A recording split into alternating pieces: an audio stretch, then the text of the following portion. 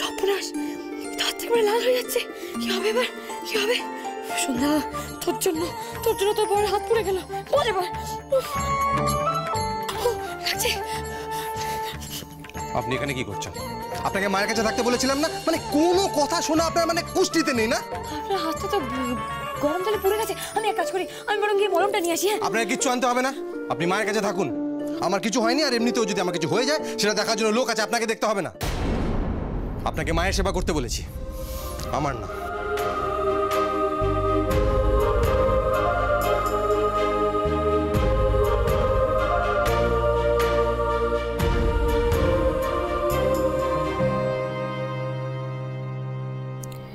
নয়নকে যখন একা পেয়েছি তখন একবার আমাকে চেষ্টা করে দেখতেই হবে ওকে বুঝিয়ে বাজিয়ে বাড়িতে পাঠানো যায় কিনা। তারা এত চুপচাপ আছো, কিছু ভাবছো? ভাবছিলাম যে মেজদিকে দিয়ে কি করে ক্ষমা চাওয়ানো যায় তোমার কাছে, এটাই ভাবছিলাম। Good good, very good. তখন উপায় পেলে? না, এখনো অবধি কোনো উপায় পাইনি, কিন্তু তুমি বিশ্বাস করো আমি মেজদিকে দিয়ে ক্ষমা চাওয়াবই, যে করেই হোক। এটা ছাড়া যে তোমার কোনো উপায় নেই, তোমার ঘোর বিপদ। আমি জানি নয়নতারা, কিন্তু একটা কথা বলি, মেজদি তোমার কাছে ক্ষমা চাওয়ার পর তুমি প্লিজ এখান থেকে চলে যেও। কন্ডিশন? না না, রিকোয়েস্ট করছি তোমাকে। আর তাছাড়া তুমি গ্রামেগঞ্জে পড়ে থেকে কি করবে বলো তো? তোমাকে এখানে মানায়? তুমি এত বড়লোক বাড়ির স্মার্ট শিক্ষিত মেয়ে, এখানে থাকলে তোমার সময় নষ্ট হবে নয়নতারা। আরেকটা কথা বলি, তুমি যদি আসল তারা সেজে সবার সামনে আকাশকে ডিচ করে যাও না, তাহলে খুব ভালো হয়। এই তারার চ্যাপ্টারটা ক্লোজ হয়ে যায়, তারপর তারার আসল পরিচয় নিয়েও না কোনো গন্ডগোল বাঁধবে না, বুঝেছো? এই কথাটা কিন্তু তুমি একদম ঠিক বলেছো। আমি যদি আকাশকে ডিচ করে এখান থেকে চলে যাই, তাহলে তোমরা দুই বোনই নিশ্চিন্ত হও। হ্যাঁ, ওই আর কি।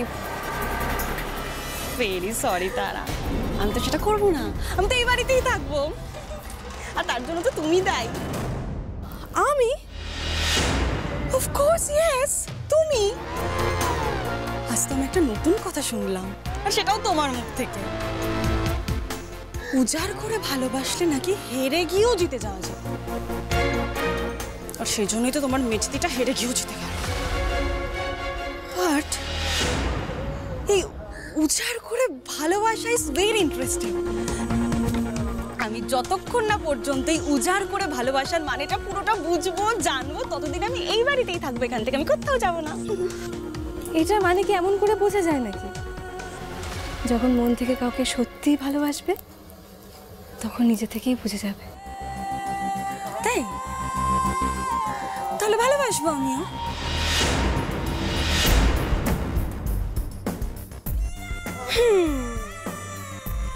দেখি কাকে ভালোবাসা যায়।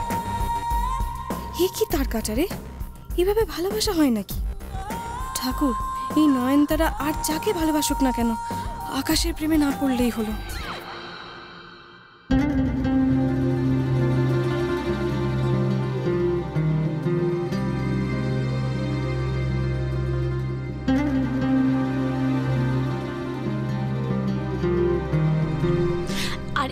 আর একটুখানি খেয়ে নিন মা, একটুখানি, একটু খেয়ে নিন।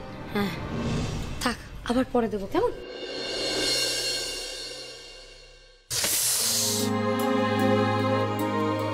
মা, আপনার ছেলেকে বলে দিন, জলা জায়গায় যদি মলম না দেয় তাহলে কিন্তু সেটা পরে ঘা হয়ে যাবে। আশা করি উনি নিজে সেটা জানেন। আমাকে মলম লাগাতে দিক বা না দিক, নিজে না লাগিয়ে নেওয়া হয়। সে কি হয়েছে নীলের? আরে কিচ্ছু হয়নি মা, ওই একটু এই গরম জল পড়ে গেছে। পড়েনি তো রে? আরে না না মা, কিচ্ছু হয়নি। মলমটা লাগিয়ে নে না। মা কিছুই হয়নি গো, তুমি তো তোমার মেয়েকে জানেন সবকিছুতে একটু বাড়াবাড়ি করার স্বভাব।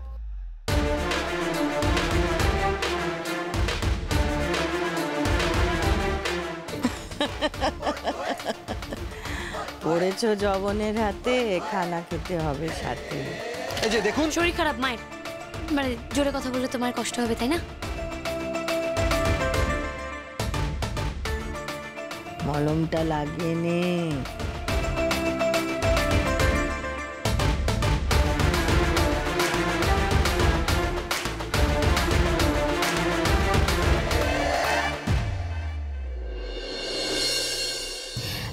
বলছি একটু বেশি করে লাগান না, ওই মলমটা লাগালে তো চামড়াটা কালো হয় না। আপনাকে শরীর খারাপ বললাম তো, মায়ের চিৎকার করলে তো আরো কষ্ট হবে, তাই না?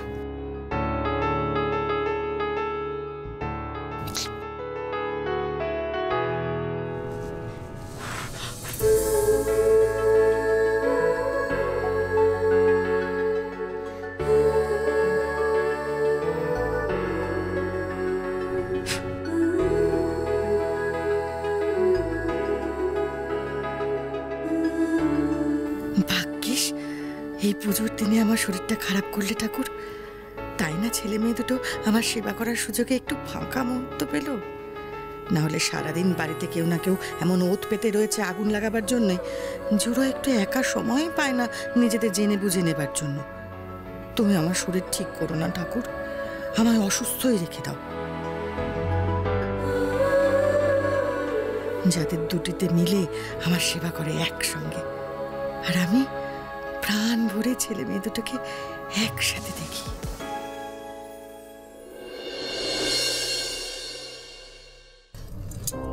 সর্বনাশ, এতবার করে জল পড়তে দিয়েছি তবু জ্বর তো নামছে না, উল্টে বেড়েই চলেছে।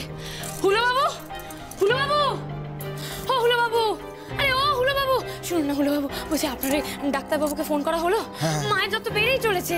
হ্যাঁ, ডক্টরের সঙ্গে কথা হয়েছে। ডক্টর বললেন যে মাথাটা যদি জল দিয়ে ধোয়ানো হয় তাহলে টেম্পারেচারটা কমে যাবে, আর ওষুধগুলো সময় মতো খাওয়াতে হবে, আর রাতের দিকে উনি একবার আসবেন।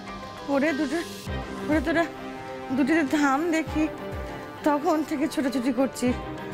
আমার জন্য অত চিন্তা করতে হবে না বাবা, আমি ঠিক হয়ে যাব। হ্যাঁ, কিন্তু আমার জন্য তোদের এই ঠাকুরের মুখটুকু দেখা হলো না, তারপরে দুশ্চিন্তার পাহাড় নিয়ে নিয়েছিস মাথায়। আবার আপনি ঠাকুর দেখতে যাওয়ার কথা বলছেন মা? তুমি কি যে বলো না মা, দুশ্চিন্তা হবে না। সেই ছোটবেলা থেকে তোমায় দেখে আসছি, কখনো তোমায় দেখিনি বিছানায় এইভাবে শুয়ে পড়তে। ওরে, তুই যেমন বড় হয়েছিস আমিও তো বুড়ি হয়েছি। বয়স যখন কম ছিল তখন সব সয়ে গেছে, এখন বয়স বেড়েছে তাই এই জ্বরটা একটু কাবু করে ফেলেছে। চিন্তা করিস না বাবা, ঠিক হয়ে যাব। কিন্তু তোদের তো কিছুই খাওয়া হয়নি, সে কখন প্যান্ডেল থেকে ভোগ আসবে তবে তোরা দুটিতে খাবি, সে তো দেরি হয়ে যাবে। না না, তোরা দুজনে বরং কিছু একটা মুখে দে। তুমি ওসব নিয়ে ভেবো না, তুমি এখন ঘুমানোর চেষ্টা করো। শুনুন, মাথাটা ধোয়াতে হবে, ঠিক আছে? আমি জল টানতে যাচ্ছি, আপনি গামছা রেডি করুন। হ্যাঁ হ্যাঁ একদম একদম, আপনি যান। নীল, শোন, যাস না বাবা। কি হলো, আপনি ওনাকে আটকাচ্ছেন কেন বলুন তো মা? জ্বরটা তো বাড়ছে, মাথাটা তো ধোয়াতে হবে নাকি? ওর ছোটবেলাতে একটা অ্যাক্সিডেন্ট হয়েছিল, তারপর থেকে ওর ভারী জিনিস তোলা বারণ মা। ওই জলের গামলা যে বড্ড ভারী, ও একা হাতে কি করে নিয়ে আসবে বলো তো? আজকে এই বাড়িতে একটাও লোক নেই না, এখন মনে হচ্ছে সবাইকে পাঠিয়ে আমি ভুল গাড়ি করেছি। আরে ওই নিয়ে তো চিন্তা করার কি আছে মা? আপনি একদম চিন্তা করবেন না, উনি পারবেন না তো কি হয়েছে, আমি তো পারবো, আমি গিয়ে নিয়ে আসবো জলের ভারী গামলা। না না, ওই জল ভর্তি গামলা বাথরুম থেকে এই অবধি টেনে নিয়ে আসতে পারো? তুমি একা মেয়ে মানুষ। মা, আপনার বৌমার আর যা কিছু নিয়ে আপনি সন্দেহ করুন না কেন, কিন্তু গায়ের জোর নিয়ে কখনো সন্দেহ করবেন। আপনি জানেন না আমার গায়ে বলদের মতো জোর? আরে বাবা, আমার বলদ মহেশ, ও যখন শরীর খারাপ থাকতো তখন তো আমি ওর জায়গায় মাঠে গিয়ে হাল চাষ করতাম, তাহলে সেটা আমি কি করে পারতাম? আর আমি একটা জলের গামলা তুলতে পারবো না? আর সেই আমি থাকতে কি না আমার বরকে তুলতে হবে জলের ওই ভারী গামলা? আপনি চিন্তা করবেন না, আমি এক্ষুনি যাচ্ছি, হুলোবাবুকে কিচ্ছু করতে হবে না।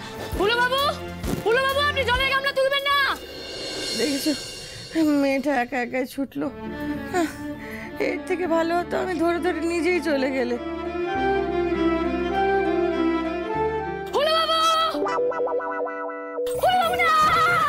আরে কি করতেন কি? আরে থামুন।